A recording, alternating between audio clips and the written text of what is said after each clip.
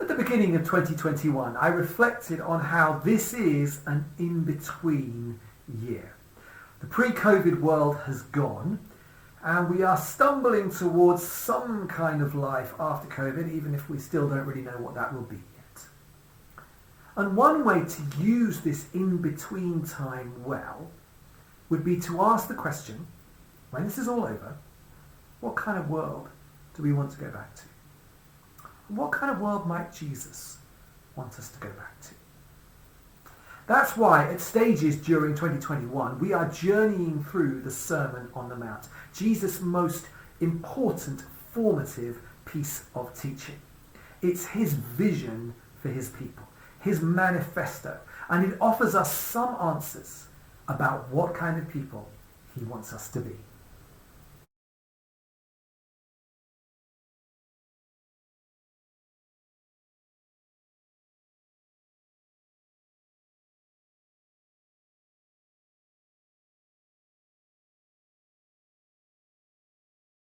Matthew 6 begins a new section of the Sermon on the Mount, which looks at healthy habits for the people of God. I wonder if you have any regular habits that are a fixed part of your daily or weekly routine. Over the next 5 weeks, we're going to look at habits such as contentment, prayer, learning to manage anxiety, and getting out of the habit of judging other people. But this morning, we're going to think about developing healthy habits of the spiritual disciplines of giving, prayer, and fasting. Now, spiritual disciplines are like exercise. No one wants to do it, but you're usually glad when you did, and over time, you notice the difference when you do. Spiritual disciplines are the same.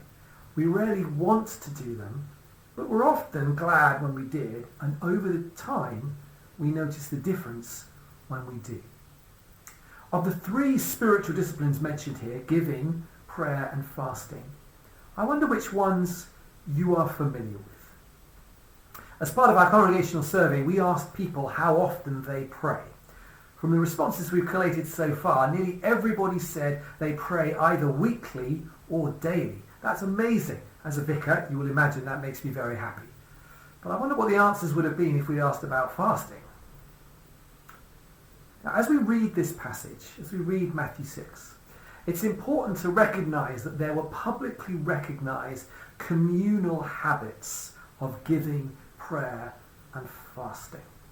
After 2,000 years of Christianity in this country, our default assumption is that personal prayer, giving and fasting are private matters, not so much communal or shared ones. And that's actually because we have been more deeply formed by Jesus' teaching than we realised. Most British people, whether they have a faith or not, would find the kind of public piety that Jesus describes in Matthew 6 really strange and off-putting.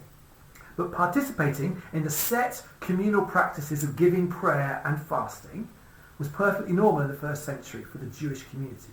And that's actually not what Jesus is critical of in this passage. What Jesus didn't like was the hypocrisy of practicing your faith simply so that you can be seen by others. He condemns unhealthy habits of giving, prayer and fasting that only serve to make us look spiritual rather than deepen us within the love and grace of God.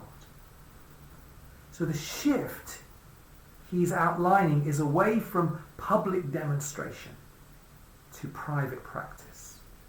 There you discover that God is not a bored monarch who wants to be impressed by your performance, but a loving parent who simply wants you, who wants your attention and your presence.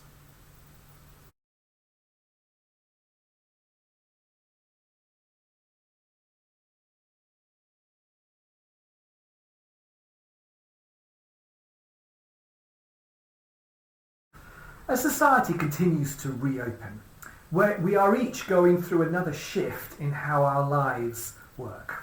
We'll be able to pick up some of our old habits, like going to the gym or out for a meal. And as some aspects of life resume, I want to ask you how you are going to practice the healthy habits of giving, prayer and fasting.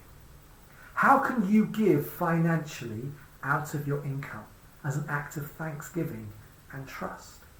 In Crofton Parish, it's easy to give financially, either in person or online. You can go to croftonparish.org.uk/give to find out more. Then how and when can you pray by yourself, or if it's appropriate, with those you live with? How and when can you pray with others? In this passage, Jesus isn't telling us to stop communal prayer, just to make sure we don't do it as a performance. What about fasting? Now, I want to make this one a little easier for you. Of all these healthy habits, fasting is the one that benefits most from being a communal activity. Because many of us have complex relationships with food and dieting, the idea of fasting can easily get mixed up with those complex relationships. So unless you already have a regular practice of fasting, I don't want you to worry about it until Lent next year. Now, bear in mind, we've only just finished Lent and we're in the Easter period. That's quite a long way off. But you've got plenty of time. So it might be worth thinking about one thing, and it doesn't have to be food, that you can deliberately give up for Lent as a way of embracing fasting as a healthy habit.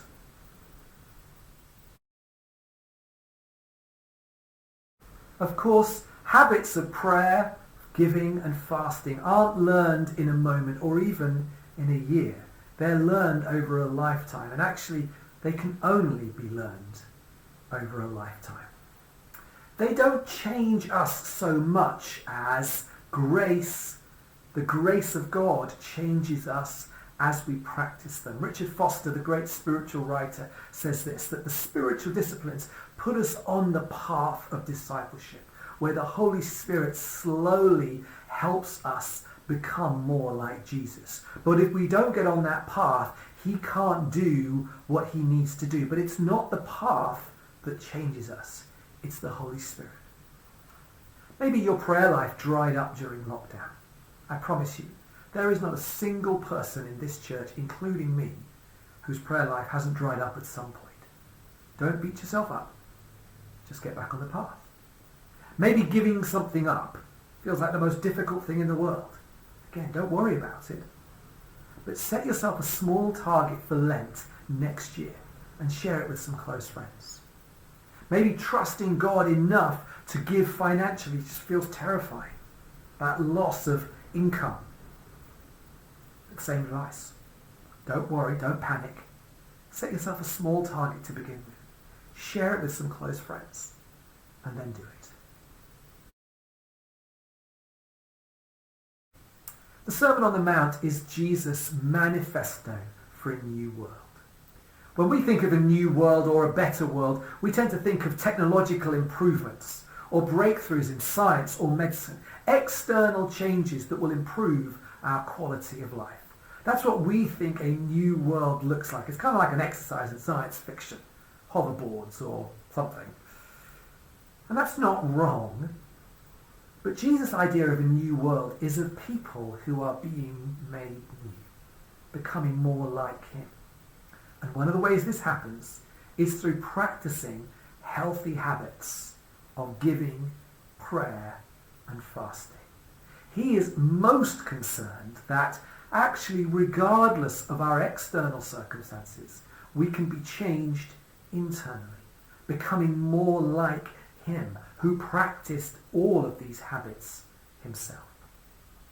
So his invitation to us today, as we resume our journey through the Sermon on the Mount, is to consider what place the practices of giving, prayer, and fasting will have in our lives. And for us, particularly as we begin to think about what life will look like as restrictions hopefully continue to ease, there is no better moment to ask the question than what place will these healthy habits have in our lives?